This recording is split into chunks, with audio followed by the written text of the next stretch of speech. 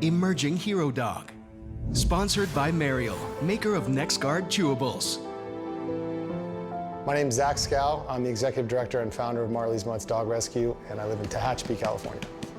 From 16 until I got sick, at 28, I was committed to alcoholism and drug addiction and everywhere that takes you. Eventually, my liver failed in 2008, and I got admitted into a transplant program at Cedars-Sinai. As part of my rehabilitation, I got involved in dog rescue, and things just started to get better.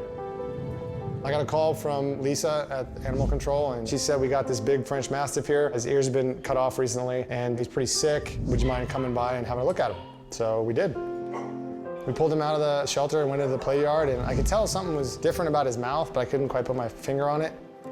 We took him to San Joaquin Veterinary Hospital to have x-rays. We just thought something was maybe wrong with his jaw because it looked a little wonky. When he came in, he was very emaciated, very underweight. You can see every rib, every hip bone, every bone on him. Come here, big boy.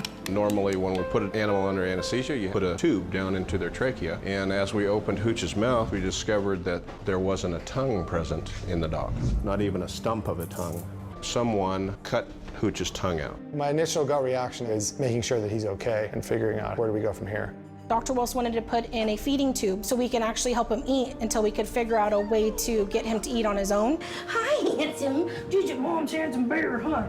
He can't chew food, so giving him dry food is not really necessary. His tongue isn't there, so he can't move food around to either side of his mouth. The best thing to do is just get it to go straight into his tummy. This is super premium dog food with hot water poured on top of it. Because he can't chew, we have to pulverize it for him. The key is to try and get it all the way in the back, and then he does a couple little chews, and then you can see his neck kind of flex and take it down. And this is what we do every morning. It's just a real effective way to slow down, take a deep breath, and be like, all right, what are my real problems here? We do a lot of work with Hooch at the mission at Kern County. Today I'm very honored and privileged to introduce not only the founder of Marley's Mutts, but my son, Zach Scow, and the mascot of Marley's Mutts, Hooch himself.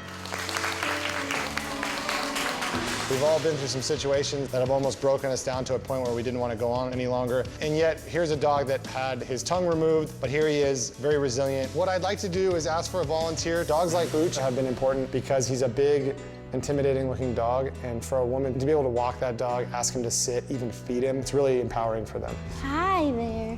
Welcome to Barks and Books this week. You get a chance to read to a dog, and they will listen because our doggies really like listening to everybody.